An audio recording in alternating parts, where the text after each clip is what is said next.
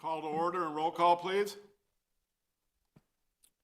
Chairman Frederickson, Here. Commissioner Noble, Here. Commissioner Goss, Here. Commissioner Shores, Here. Commissioner Marino, Here. Commissioner Waters, Here. Commissioner Swap. Here. Sir, we have a quorum. Thank you. Everybody please stand for the Pledge of Allegiance.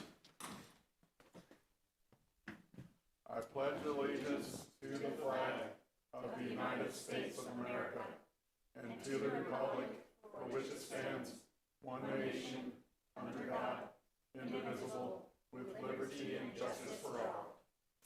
Thank you, everybody. Be seated, please. Right, approval of minutes. Regular meeting minutes of October 12th, 2021. I'll make a motion to approve. I'll second. I have a motion, I have a second. Any further discussion? I hear none. All in favor? Aye. Nay? Hear none. Thank you. All right, 2, consideration of public comments.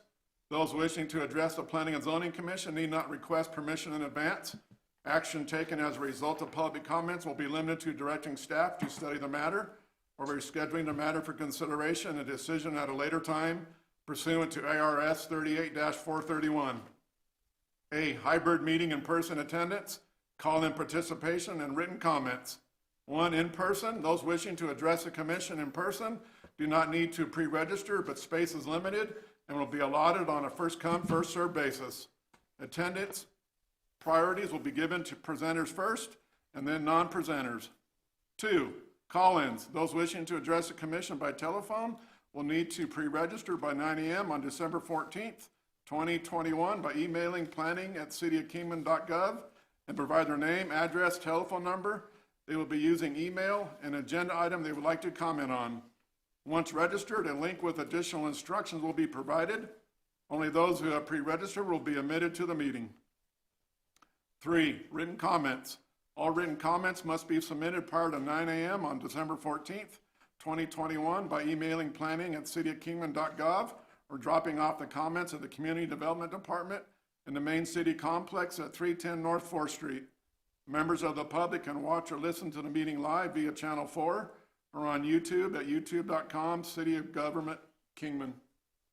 Don, do we have any? Ones that I provided you previously in email today. All right, thank you, Don. I'm assuming, Daniel, you're probably going to want to speak when we get to the agenda item. Okay. Reports. 3, past council action. Staff will report on City Council's action on 11/16/21 regarding the following item. Abandonment case AB 21-0006. Abandonment of portion of right-of-way for the East Pine Street adjacent to the rear property line of 107 East Spring Street. Mr. Chairman, that item was approved by the council on November 16th. All right, Richard, thank you. New business, awards recognition.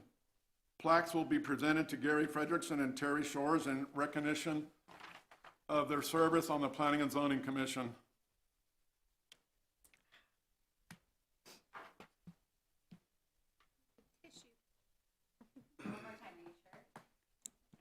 Pardon? Are you sure?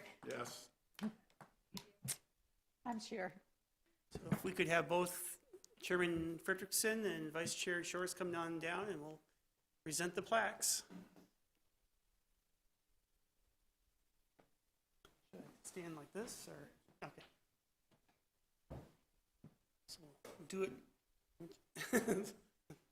Okay, we'll do Terry first. I'm just going to go ahead and thank you. Okay, we'll read it so everyone can hear it. It says, it's presented to Terry Shores in appreciation of your outstanding and dedicated service on the Kingman Planning and Zoning Commission from May of 2017 to December 2021. Right. Thank you. Thank you so much for all your help. Okay. And we have Gary Frederickson, appreciation of your outstanding and dedicated service, Kingman Planning and Zoning Commission, January 2016 to December 2021, a full 6 years on the commission, and we couldn't have done it without you. Thank you very much. Yeah.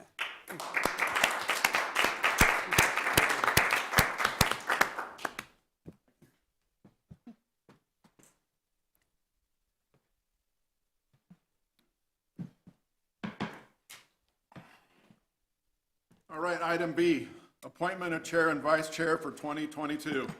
The Planning and Zoning Commission will accept nominations and will vote to appoint chair and vice chair of the commission for 2022. Well, being that myself and Terry will be stepping down, I'll let you five put a nomination up, and then whoever it is, I'm sure both of us will support either one for chair and vice chair. So I'll open it up to you guys.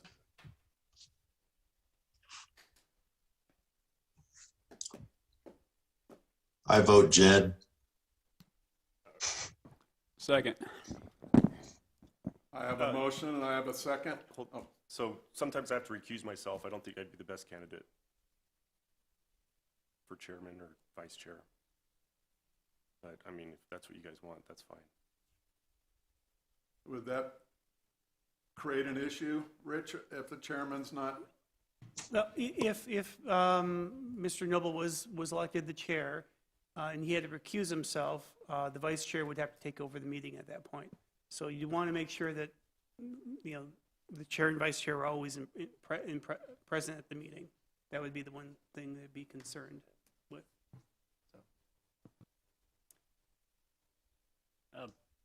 Could I ask what the order of seniority is here? I'm the longest standing person. Okay. Please. I'm the longest standing person on the committee, and then I think it's Jed, and then you and Jen. Guessing. I think that's how it went. And then me.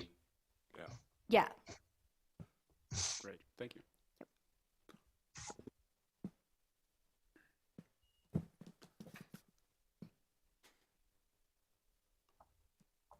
Do we have any other nominees? We usually have a guy. So I don't know if we want to pick another guy. For chairman. It's been a guy as long as I can remember. So it sounds like Jed would be okay if we had a vice, if the other person was always going to be here when he wasn't here, right? Is that what Correct. it sounds like? Yes. I'd like to make a motion that Elizabeth Goss be the vice chair. Second. I'll second as well. I have a motion, I have a second for vice chair for Elizabeth Goss. Any further comments? I'll take a vote for vice chair for Elizabeth. Roll call vote. Mr. Chairman, just to clarify, you already have a motion on the floor That's for right. chair. That's and- right. And so you need to take that vote I'm first. sorry, I'm Yeah. sorry.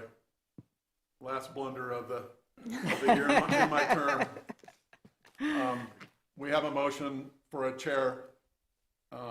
If you're going to accept, Jeb, I won't accept. I'll let Commissioner Cost take it. so you want, so the motion is dropped then? Okay. Motion's dropped. So we have right now, then you need to restate another motion then for Elizabeth, please. I'd like to make a motion that Elizabeth Goss be the chair of this commission. I'll second that. Elizabeth, are you good? Sure. I have a motion for Elizabeth to be chair, and I have a second. Any further discussion? Roll call vote for Elizabeth.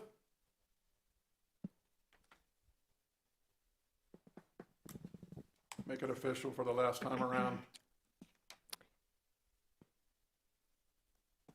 Am I supposed to say Chairman Frederickson? Yes, I'm still chairman. Okay. She doesn't I take wasn't over. sure. She doesn't take over till January. Okay, Chairman Frederickson. Approve. Commissioner Noble. Approve. Commissioner Goss. Approve. Commissioner Shores, Approve. Commissioner Marino, Approve. Commissioner Waters, Approve. Commissioner Swap. Approve. Okay, now we need a nomination for vice chair. I will would- nominate Jed for vice chair. Would you feel comfortable with that? Sure. I'll second that. I have a motion, I have a second. Any further discussion? Can we do another roll call vote, please, Don? Chairman Frederickson, Approve. Commissioner Noble, Approve? Commissioner Goss. Approve. Commissioner Shores, Approve. Commissioner Marino, Approve. Commissioner Waters, Approve. Commissioner Swap. Approve. There we go. Congratulations, everybody. Now we got that one all the way in the one blunder, my first blunder of my term. Item C, zoning code text amendment case Z021-0001. A request from Michael Habitable, applicant for text amendment to section 480-80.070.g of the Kingman zoning code. The proposed text amendment is allow residential properties to have unimproved driveways, to parking spaces that are in excess of minimum parking space requirements if the spaces are located behind the front of a residential building and behind a fence or other barrier or beyond the required setbacks of the particular zone. Richard? Thank you, Mr. Chairman, members of the commission. Let's see.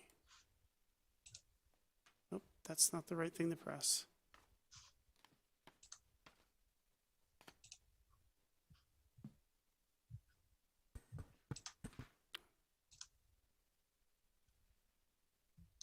Just was trying to enlarge it. I guess that's, okay, there we go. Okay, this is a zoning code text amendment. It's regarding residential improvement requirements for parking areas that are in excess of the minimum space requirements. The applicant in this case is Michael Habitable, and the request is to modify section 4-80.070G of the Kingman zoning code to allow residential properties that have to have unimproved driveways to parking spaces that are in excess of the minimum parking space requirements if those parking areas are located behind the front of a residential building and behind a fence or other barrier or beyond the required setbacks of the particular zone. The staff recommendation, which is included in your staff report, is to recommend approval of a modified version of this request. So the standards that are applicable in this case are the parking area design requirements. Currently, for all driveways, parking areas in aisles, those areas have to be improved with a durable dustless surface of asphaltic concrete, cement concrete, penetration treatment of bituminous material, and a seal coat of bituminous binder, and mineral aggregate, or the equivalent of the above, which may be approved by the director. Also, in the case of driveways on unimproved streets, those driveway improvements may be deferred until the time of the improvement of the street. That's basically the Reader's Digest version of what paragraph 2 says. There are a number of definitions of terms and uses in their zoning code that are applicable to this case. I won't read through each one of them, but we have definitions of what building frontage is, carport, driveway, private garage, principal building, and we have definitions of various types of yards, which I'll just explain in more detail in a moment. And then we define different types of residential uses, including duplexes, multifamily, single family, and manufactured homes. So currently, the subsection that I read earlier requires all driveways to be paved. that provide access to parking areas in all zones for all uses, and this includes accessory residential garages and carports. The minimum number of parking spaces for a single-family home is 2 parking spaces, and typically there's a concrete driveway with a garage or carport that provides that minimum requirement. And as I mentioned, subsection 4-80.070G2 has an exception for requiring the driveway if the development is on a unimproved dirt street. The driveway improvement may be deferred until that street is completed. The applicant is proposing to, this is the language in red that the applicant is proposing in their application. You would be adding another paragraph under 1, it'd be A. The new paragraph as proposed would state parking areas for residential properties in excess of the requirements of table 480.04A, which is the table that states that minimum of 2 parking spaces for single-family homes. And aisles and drives that serve them shall not be required to be improved as described in the paragraph above. If those parking areas are located behind the front of a residential building and behind a fence or other barrier, or beyond the required setbacks that are listed in table 3-20030A. A similar statement is also listed under paragraph 2, as you can see there. So, in summary, again, the proposal would be to not require driveways to accessory uses, garages, carports, that type of thing, if those uses are located behind the front of a residence and behind a fence or other barrier and beyond the required setbacks of whatever district they are located within. So staff took a look at the proposal, and in the case of the text under paragraph 2, we are recommending that not be included because that section only refers to driveways providing access to required parking area spaces. And what we're talking about strictly is driveways providing access to non-required parking areas. So that paragraph under, the subparagraph under 2 wouldn't be required or needed. Staff is recommending extending the driveway allowance, if this is approved, to single-family dwellings or manufactured homes in multiple zones, not just the R1 districts, which, as this proposal was written, would only apply the areas zoned R1. We would extend that to R2, R3, R4, and RMH, but again, only for single-family dwellings or manufactured homes and not for duplexes or multifamily dwellings that may be in those areas because of the higher traffic volume associated with those types of uses. We do concur with the text that it should clearly state that unimproved driveways be limited to accessing parking areas, including garages and carports that are located behind the front of the single-family residence in a side or rear yard, and behind a fence or other visual barrier such as a gate. Staff, however, is recommending that the portion of the driveways that are closest to the city streets continue to be improved, and that is recommended to reduce potential street maintenance issues with tracked dirt and debris onto the city streets. And I'll kind of go over that in a moment to kind of clarify. This diagram that's shown on the bottom of the slide, it's a little hard to read, but it kind of shows what we consider to be the front yard, a rear yard, side yard, exterior side yard, and so on. And I have another graphic to show you in just a moment. So in public notification and expected comment, we did publish this meeting in the minor. We did receive 2 emails from citizens in support of the text amendment, one which was received today, one of which was received previously and is in your staff report. There was a petition that was submitted today, and it was signed by citizens according to the petition that were against the enforcement of section 4-80.070. I think the intent was to, in regards to just the driveways for accessory structures, but the way it was worded was, it implied was the entire section. I don't think that was the intent, but anyway, that was received today, and you all received copies of that, both paper copies and electronic versions of that. As far as department and agency comments, we didn't really receive any. So whenever the Planning Commission and Council is considering a amendment to the zoning code, it needs to be considered based on the findings in subsection 2-50.030C4. And a determination needs to be made that the proposed text amendment A is consistent with the Kingman General Plan and other adopted plans and city policies. B will not be detrimental to public interest, health, safety, convenience, or welfare of the city. C is necessary to address a demonstrated need of the community. D is necessary to respond to substantial changes in conditions and/or policy. And the proposed amendment is internally consistent with applicable provisions of the code. We analyzed the proposed changes looking at these criteria. The 2030 Kingman General Plan includes an objective of providing aesthetically pleasing streetscapes to accommodate all modes of transportation.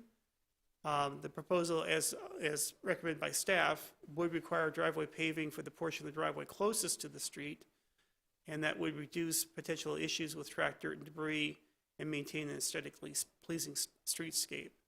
The proposal as recommended is not expected to be detrimental to the public interest, health, safety, or convenience, or welfare of the city. And because the unpaved areas will still be limited to side and rear yard areas that are not typically subject to heavy traffic. Again, this is more for accessory uses, not for the main garages that people would be using on the property. So that should not significantly impact dust or erosion control.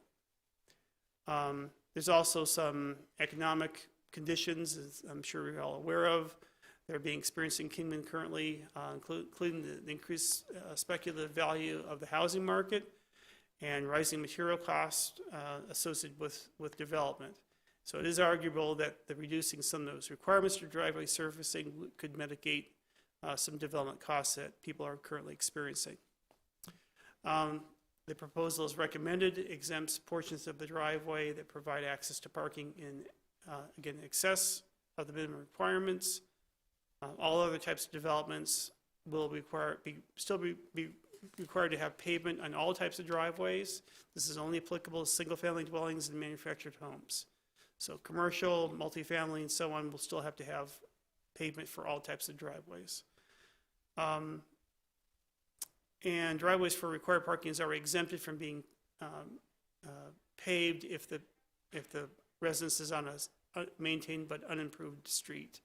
So we believe that the proposal is internally consistent and not in conflict with other provisions of the zoning code. So the staff recommendation, and there is a slight modification that's highlighted here in the yellow, and I'll explain that in a moment, but the staff recommendation is in red. The new wording, if adopted by the commission and ultimately by the council, would state all parking areas, aisles, driveways must be improved with a durable dustless surface of asphalted concrete, cement concrete, penetration treatment of bituminous material, and a seal coat of bituminous binder and mineral aggregate or the above, or the equivalent of the above, as may be approved by the director. And then the new language would include, except as identified in subparagraph A and paragraph 2 being that section about the dirt streets. So A, driveways that provide access to parking areas in excess of the minimum parking space requirements in table 4-80.040A are not required to be improved in accordance with paragraph 1 if I, or 1, the driveway is located on a lot or parcel with a single-family dwelling or manufactured home in an R1, RR, R2, R3, R4, or RMH zone. 2, the driveway provides access to a parking area including but not limited to a carport or private garage which is located in a side or rear yard behind the building frontage of the principal building and behind a fence or other visual barrier. And 3, the portion of the driveway that is located within a front yard, exterior side yard, or rear yard, and not behind the building frontage of the principal building must still be improved, as in accordance with paragraph 1. So I'll show you what that kind of looks like. So under the staff's recommendation, paving would be required only up to the building frontage line that you see the dash line there, which is kind of the building line. Up to that point would have to be paved, between that and the street. Anything beyond that point, you would not be required to pave. Under the applicant's proposal, the entire driveway would not have to be paved. The only driveway that would have to be paved would be the one to the main garage that you can see on this aerial photo. And you can see what the front yard and rear yard look like. It's the areas between the front and back of the building. And in both cases, they're accessing an accessory garage that is located in the rear yard of the property. This is where it gets a little more tricky. This is a corner lot. So again, the definition in that graphic I briefly showed you earlier, the front yard is the area between the front of the house and the main street, which you can see, and this is kind of on the east side of the property. The rear yard is the area behind the house. The garage in this case is in the rear yard. And then there's a small exterior side yard, which is the area between the rear yard and the front yard, is on the corner street side, on the side street side. So under the original proposal, it said that within the front yard or exterior side yard in front of the building, paving would be required. When I did this graphic, I realized that meant that in this scenario, they would not have to do any paving on the driveway because the garage is actually located in the rear yard. So we modified the suggestion or the recommendation to include not just the exterior side yard, but the rear yard as well. If it's only in the case where it's accessing the street, as shown here, that's providing them the primary access. And again, it would be just to the line of the building frontage line. Beyond that point, it would be allowed to be unimproved. So that would be the staff recommendation in that case. And that concludes my presentation. I'd be happy to answer any questions you may have. The applicant is also here this evening. Thank you, Richard. You guys any comments, questions, Richard? I have a question, Rich. That first slide with the red paragraphs on it, is that what the applicant submitted? Not this one? The first No, one? it would be the applicant submitted this. That one? So these red paragraphs is what the applicant submitted. And how's that differ from what the staff is recommending? Well, Is it just the hard surfacing between the fence and the road? Under the way this is written, essentially it would mean that there would be no requirement for paving at all for the accessory garage. It would be allowed to be unpaved all the way to the street. The other thing is, because it references a particular table, it would only be applicable in the R1 districts. It wouldn't be, so if somebody had a single family zone in a R2 or RMH zone, they would still be required to put in the pavement. I believe they probably intended to have that included. It just wasn't included in their application. Okay. Any further questions of Richard? I see none. Okay. Thank you, All right, Richard. thank you. I'll open it up to the public. I have Daniel Cruising. Yes, sir. If you'd like to come up and speak, please state your name. My name is Daniel Robert Cruising. I live at 3540 East Beaver Road in Kingman. I can't be nearly as technical as this guy, but basically, I have a nice property that's all indigenous and natural, plant landscaped. I do want to put up a storage shed for tools, equipment, and provide reasonable vehicle storage for toys and future business equipment to keep it secure. My driveway, as it is now, consists of several forms of crushed gravel in various colors that have natural look for the area. My driveway is also a turnaround style that is a distance from the street to the proposed building as over 250 feet, which is asphalt and no sidewalk or edging. I'm talking about Beaver Street. I understand the city wants to keep natural beauty of the area, but to mandate a concrete or asphalt entrance to the detached garage seems ugly and counterproductive in many ways. I can see that in residential areas with near zero lot lines and sidewalks that this would be appealing, but in more rural areas it seems to be not only cost inefficient and ugly, but in my particular situation, you have to head up my driveway to even see the house. The detached building will be hidden from view by plants, trees, barely visible from the street. I guess what I'm trying to express is that not all homes should be held to a blanket policy of one size fits all, and that every property is an individual case and should be looked at in that sense. I do want a landing of reasonable distance from the opening of my shed out towards the gravel, just like the front of my garage, to the gravel driveway. That's the original design of the landscape, and it would be aesthetically appealing in several ways. I feel the city should amend ordinance zoning Z0210001 to accommodate both urban and suburban areas as separate situations. Thank you for your time and consideration in this matter. Thank you, Daniel. I got a question. Mr. Cruising, you see that picture up there where the dashed line is at the face of the house there? What's the distance from Beaver Street to the face of your house? How far is that? Approximately 240 feet. Okay. Thank you. And where my house is situated, the other building would be approximately the same distance to the front of the house. Might be a little bit closer to the gravel driveway. I've got all the setbacks and everything are set up.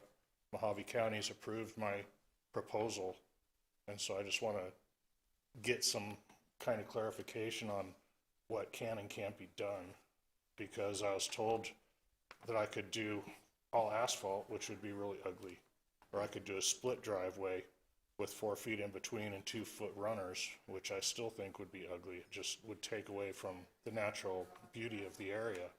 I have a big drainage ditch that's city owned in my side yard that goes through, and it's very natural looking, and I have all plants and trees and everything that look nice, and I think that putting in a big ugly driveway would change things quite a bit. Thank you. Thank you, Daniel. Mr. Cruising? Yes, sir. If I might ask, how big is your property? 1.14 acres. All right. Thank you. Thank you. Anything else? Thank you. Any other comments from the public? All right, I see none. It's closed off. Thank you. Open it up to commission. So my only comment or concern would be regarding the staff recommendation of paving between the street and the building frontage for like an R16. You know, you're talking maybe 30 feet maximum, but for like Mr. Cruising, you would have to pave 200 feet. So there's quite an expense there. Yep.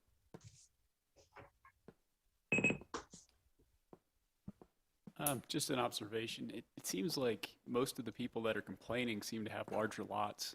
I'm wondering if there's been any thought into changing the requirement for the driveway based on the size of the lot, you know, independent of the zoning. I'm not sure how that would work, but in the outskirts of town, there's more of a rural type of atmosphere, which our last presenter was just speaking about, where maybe these long driveways aren't the best fit, and maybe we could tie that to the size of the lot itself since that's seemingly problematic. Whereas these smaller lots in town, it's not a big deal to actually run these driveways here. So again, there may be some downsides to that though, in that we're trying to keep dust down. If you have a larger lot and you're not having a driveway on it, there can be issues there too.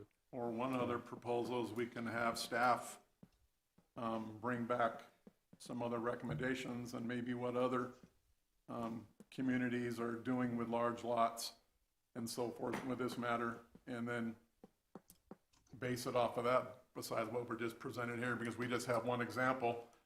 He's just one example. Then we have other examples that people are on 10,000 square foot lots. So, we're not going to make sure we get all the bases covered. Well, and another thing I think is interesting about his lot is it sounds like his driveway was not required to be paved. But this driveway would be required to be paved. So that seems to be kind of an unusual mismatch. So maybe in cases where somehow the driveways are not even have a paving requirement, it seems unusual to have a side garage paving requirement. So I feel like we need a little bit more clarification on how this even happens, like how driveways need to be paved or not paved in Kingman, and side driveways. And Yeah, I have the same concerns, like in my neighborhood, in the city limits here, there is one home that doesn't have a paved driveway or concrete driveway, and they just have a little bit of concrete that runs to their fence a few feet off the street, and then from there it's dirt. But every other house in the neighborhood had to have a finished concrete driveway. Also, yeah, I had with the setbacks and the proper lot size, I agree that, some of these larger lots, it would make sense to not make that necessary. But yeah, when you have a smaller lot, it's a whole different story. So I think that further clarification could definitely be useful. I would recommend staff bring back some more information for everybody, if that's what. yeah, I would do the same thing. I think we need more information on how other cities are doing this with different lot sizes, and how other cities are doing this with paved driveway requirements in general, with if you have a paved main driveway, and then these ancillary driveways on the side, just what's going on with our paving in general. Do you want a motion on that, Richard, or just advisement on? So if we want to continue this public hearing, there will be a motion, need a motion to table, and then part of the motion will be direction to staff to bring back additional information, additional options for you to consider, such as what was mentioned, basing it somewhat on the lot size, and looking at some other cities and what their standards are, looking at best practices. I agree. I agree that it should be tabled, and staff bring back, more adequate information regarding other cities and an impact on our residents as to a financial burden. I think that this creates a financial burden on our community. It affects our property values. I mean, there's a whole list of impacts with finances, especially in a community like this. So I would make a recommendation to have it tabled, have staff bring back more information on how it's going to affect the community as a whole, not individuals as to where they're located. I'm thinking about something, and I agree, I would prefer more information, but I'm also curious about whether or not this really holds up construction and plans that people have been making. And I see people nodding, and that's my concern, is that if we keep, I know that we don't have the information that we need, but I also know that people need us to make decisions as well. Well, the problem with making a decision, if we're not fully informed, then it'd be the wrong decision. So my personal opinion, I think, I'm not going to be here, but I think you guys ought to probably, someone make a motion to table this and get further clarity. I made a motion. Everybody. I made a motion to table it for further information. So you're making So- a motion? I am making a Have a motion. motion? Mr. Chairman? Well, for one thing, we may have jumped the gun a little bit. There may be some people that would like to speak this evening. I opened it up. Okay, I opened it up and no Okay. one, okay. I don't, No We one have a spoke. hand being raised over here. Sorry, I was looking to make sure nobody else by the time you said done. pardon? I was looking to make sure I wasn't gonna cut anybody else by the time you said Did done. you want to speak, sir? Yes, sir. I'll open it back up to the public.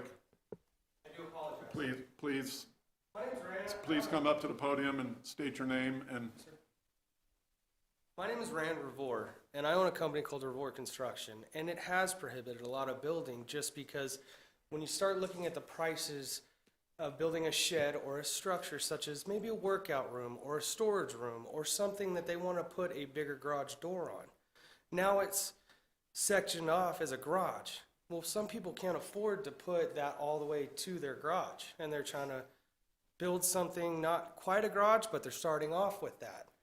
And I've had a lot of people, I've already had 4 clients already tell me no thank you because of that rule. When I go to them and I go, hey, I'm just going to let you know it has to be a minimum of 12 foot wide, and I do have to put a driveway to your garage. Oh, okay, no thank you.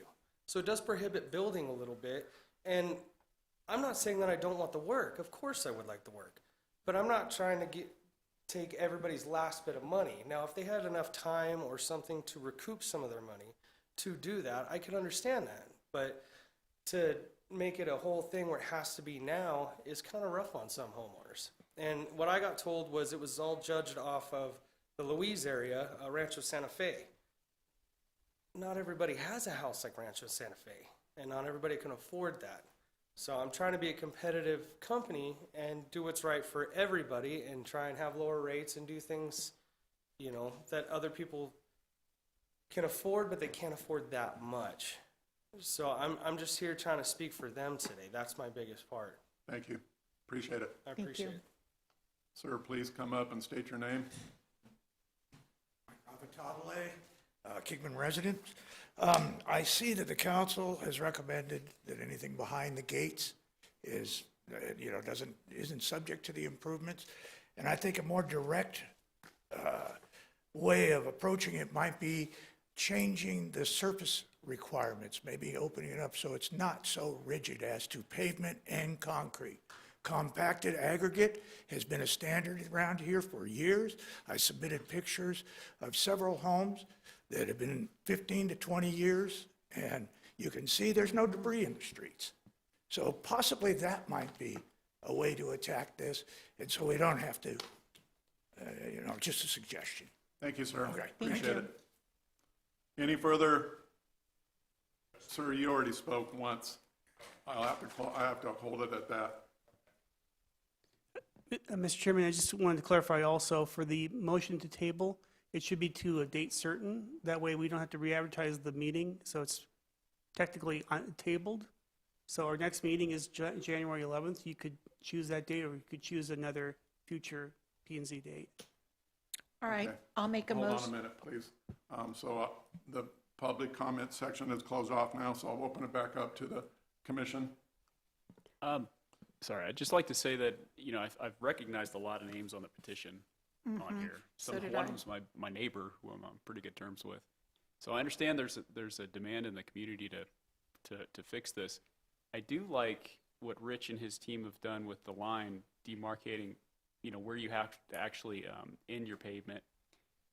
That in conjunction with the size of a parcel, like beyond a certain length, like the 200 and whatever foot the earlier speaker had, there should be some sort of cutoff, and I don't know what that should be right now, but I would like to see this dotted line enforced to the face of the building, but some sort of a sane limit on how far that would be.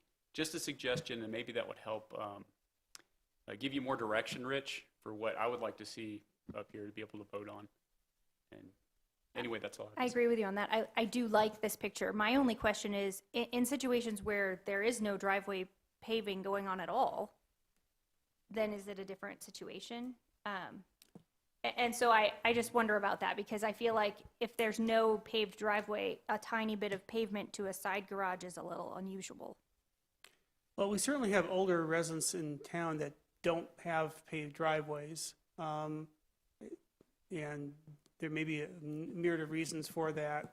But, you know, we apply the code as it exists now going forward. So currently, even if they had an unpaved driveway to the main garage, they would be required to put in the new paved driveway to their accessory development, or just accessory garage, if that's what they're building. Yeah, and if you could look into maybe how other towns are dealing with that, if they, you know, Sure. We're getting a little ahead of ourselves. that would be Yeah. good. So, So are you?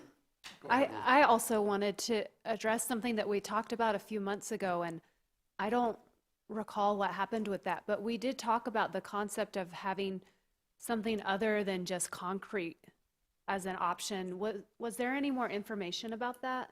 Did I miss that? I think we didn't get into details, but there is other items on the table with aggregate, pavers, numerous other things, but that can be addressed after, if we got a motion. So if that's what everyone choose to do, after the motion and the direction for staff, we could get more clarification, Elizabeth, if that's what you're seeking. Yeah, it's okay. I thought that the last time we had spoken about this, we had asked Mr. Ruggles and his team for more information about what other communities were doing in that regard.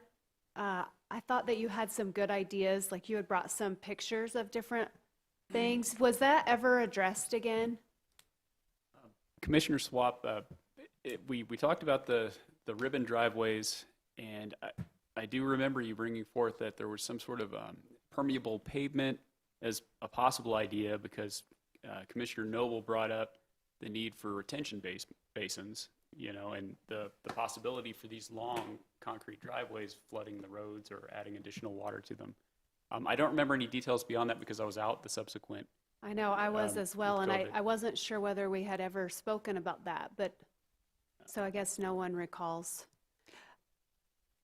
Not offhand. I guess I'm looking at this picture right here, and I agree that I often like these side driveways with a different material other than concrete. I think that it looks more natural, and I think it looks attractive, and it also makes it more affordable for people who want to do something. So I also like having some sort of requirement to the building frontage to create symmetry in the community and in the neighborhood. I guess those are my thoughts about it. Thank you. Commissioner Swap, I do second what you're saying, and that one of the petitioners, he actually put forward a screenshot of like a negative example of some concrete frontage, and I agree with what he's seeing. I mean, in some cases, it's too much. And there is an argument, you know, from the permaculture community where too much concrete actually causes a heat island effect, you know, in mass, and frankly, it's a little sterile. Again, that's subjective, but there has to be other ways of beautifying our community without relying on quite so much concrete, I suspect. I did provide a book to the Planning and Zoning Commission, which actually provided some information on the split driveways, but there were a bunch of other ideas in there too, which may actually point to what this gentleman was saying about alternative materials for paving, which we haven't really talked about much. So I would like to see that idea entertained, as well as what you're saying too, Commissioner. Yeah, for me, the important things, again, are that there be some symmetry in communities to the building frontage, and that we have other options than just concrete for that symmetry. Some building improvement. So I got a question. What's the ultimate goal to have some kind of surfacing? Is it dust control, aesthetics? I mean, what? I was curious about that as well. I was curious about what the city plan's goal was with the concrete. Is it dust? I thought it was dust and It- drainage. It's a combination of dust, erosion control, and drainage concerns, and aesthetics. Dust.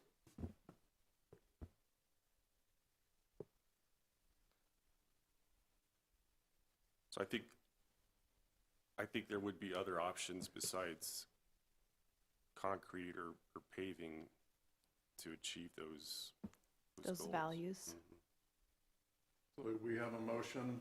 Did you want to amend your motion? I'll amend the With- motion to table this until staff can bring forth more information from different communities, financial impacts on the community, and other material till January 11th is the next P&Z meeting.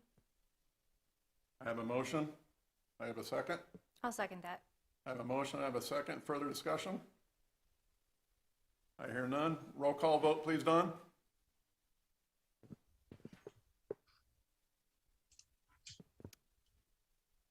Chairman Frederickson, Approve the motion. Commissioner Noble, Yes. Commissioner Goss, Approve. Commissioner Shores, Approve? Commissioner Marino, Approve. Commissioner Waters, Approve. Commissioner Swap. Approve. All righty, thank you, Motion everybody. carried. Item 5, announcements by commission members. Limited to announcements, availability, or attendance at conferences and seminars, requests for agenda items for future meetings, and requests for reports from staff. No discussion on any of these items. Any comments from commission? Well, I have one.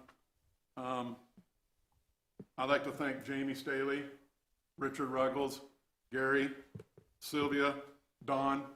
Thank you for all your support and for the commission here, myself and Terry. It's been a pleasure working with everybody, and I wish everybody here great success. And our new chairman and vice chair, enjoy the seat, and I wish everybody good luck and happy Christmas, or Merry Christmas, and Happy New Year to everybody. And I'll second that. May I have a motion for adjournment? I'll make a motion to adjourn. I have a motion. Second. I have a second. I have any further comments? All in favor? Aye. Aye. Aye. Thank you, everybody.